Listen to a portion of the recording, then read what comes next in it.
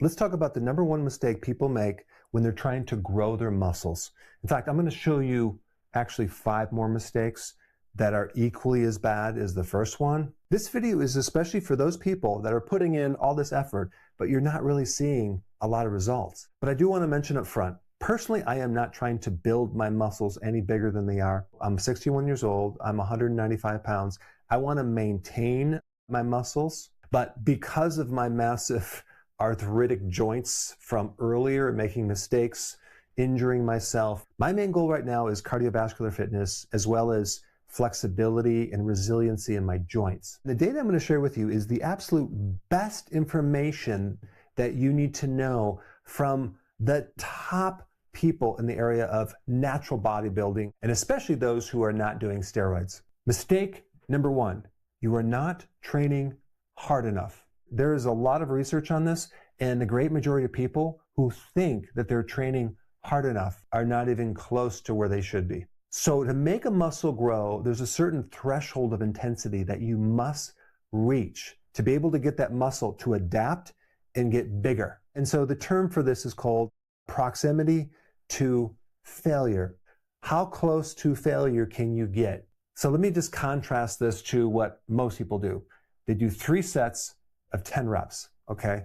That's their workout. And so the problem is, how do you know how much weight to put on the machine or a barbell to be able to do this? So let's say, for example, you do 10 reps, okay? And it's starting to get difficult. It's uncomfortable. And then at the 11th rep, it starts slowing you down. And then we do one more rep, number 12, and now it's starting to really grind, right? But at 13, it's physically impossible to complete that rep. This is where you need to be at the end of your reps, right here, between 12 and 13. This is where all of the gains occur right here. But what do most people do? They quit here, and then they compensate with more volume, never getting to the intensity to create the adaptation of the muscle. Here's what I recommend you do, okay? Don't have a preset number of reps in a particular set. At first, you might guesstimate how many you can do, but you really want to go to almost failure, okay? And what I mean almost is you're grinding and you can barely actually complete that rep. So once you've done that, this is what I recommend. You wait 10 to 15 seconds, okay? That's your rest. Are you recharging fully? Absolutely not. You're probably recharging 10 to 15%, okay? Then you pick up that weight again, and maybe you're able to do 2, maybe 4 more, and you're going to complete failure. Then you rest for an additional 10 to 15 seconds. Not 2 minutes, 10 to 15 seconds. Pick up the weight again. Maybe you could do 1, maybe 2 more. So now we're really giving that muscle the intensity it needs to adapt. And I would not count these as additional sets. I would count them as a part of this one set right here, because you're really not resting too much in between. All you're doing is you're pausing to give your body a little reset to be able to squeeze out some more injury or more intensity to that muscle. And it really has to do with differentiating uncomfortableness until you say, I can't do any more. Now, that being said, if you overdo this, you can really spike cortisol. Okay, that's the stress hormone. We don't want to jack up the adrenal glands too much and create too much cortisol. So what I'm going to recommend, especially if you're starting out, do no more than 2 sets of this per muscle group. I'm talking about within a workout, okay? Now, as you adapt and you get stronger over time, maybe go to 3 sets, but because you're going so intense, you want to make sure you don't overdo it, especially when we come into the mistake number 2, okay, which involves parts of your body not recovering. Your muscles usually will recover between 48 and 72 hours. That's 2 or 3 days, okay? But did you know that the connective tissue, I'm talking about your tendons, the fascia that surrounds everything, take a lot longer to recover. In a day, if you're lucky, it'll recover between 0.5 and 2%. Now let's take a look at your nervous system. The nervous system takes at least 5 to 10 days of recovery after this intense workout. And then if we're talking about hormones, we're looking at between 3 and 5 days it would take to recover after an intense workout. Do you see the problem? The problem is most people are focused on growing their muscles, and they're not really looking at the recovery aspects of the other parts of your body. It doesn't make any sense to build up your muscles to end up creating a tear in a tendon, and now you can't work out because you're injured. So how do we overcome this high intensity workout with trying to recover all of our tissues at the same time? Okay, well, couple ways. Some of you might have heard of Arnold Schwarzenegger, and he trains 6 days a week, and I'm talking about 2.5 hours in the gym every single day. How could he possibly do that?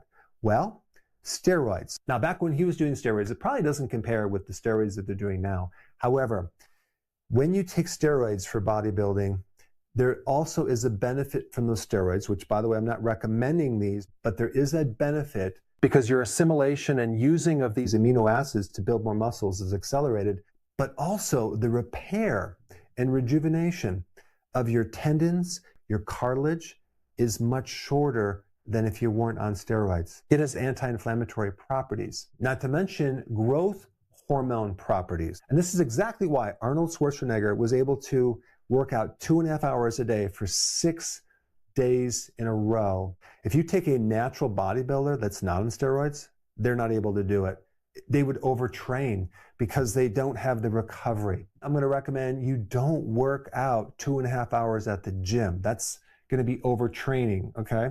What I would recommend is you only work out between 30 and 45 minutes. And when we're talking about a muscle group, I would only work that one muscle group 1 to 2 times per week, okay? Not even 3 to 4 times a week, because we're trying to bring our cortisol down to allow more recovery for the connective tissue, the nervous system, and the hormones. You have to realize the benefit from exercise occurs in the recovery phase when you are sleeping mostly. And so on one hand, we want to create the messages for your muscle to grow bigger by using this. But on the other hand, we have to be very careful about not overtraining. Now, a couple other points that I want to bring out. It's going to be really important to keep your cortisol as low as possible. So on the off days, or even on the days that you're working out, going for a long walk in nature, super important. Hyper-focusing on your sleep, super important. Making sure your diet is really rich in vitamins and minerals. And then every 4 to 6 weeks, I would take an entire week and do very, very light weights and not even do this right here. That way we deload some of the excess stress that could be accumulating. So a lot of people ask me, what supplements do I recommend? Now, of course, I'm not biased of my own high quality supplement line, but if you go to Amazon and type Dr. Berg supplements, you'll find more information. Okay, next mistake is carb loading. A lot of bodybuilders carb load. They're increasing carbohydrates for several reasons. First of all, carb loading will retain water. It'll make your muscles look bigger. They definitely do this before a bodybuilding competition, but also carbohydrates stimulate insulin. Insulin makes things get bigger. But the catch-22 is that when you chronically stimulate insulin over a period of time, you develop insulin resistance. And then comes the problem. Where's the problem? You start noticing your midsection starts getting bigger. You start getting a fatty liver, and then you start getting a rounder face. So if you're trying to build muscle, I'm not telling you to completely go down to 0 carbs, but keep them at 50 grams per day. And maybe you get those carbs through berries and things like that, versus the grains, which create inflammation in the gut, which then creates other problems because you don't want to be inflamed when you're trying to grow muscle. After dinner, having no snacks until the next day gives you a nice fasting period. Fasting is a very powerful stimulator of growth hormone.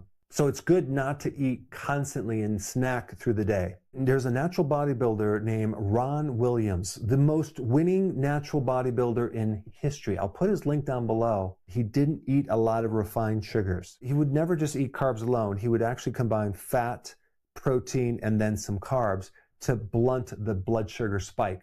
Now, these last 3 mistakes are from Ron Williams, who, by the way, won over 250 natural bodybuilding competitions. 7-time Mr. Natural Universe, 7-time Natural Olympia champion, 7-time Mr. Natural World.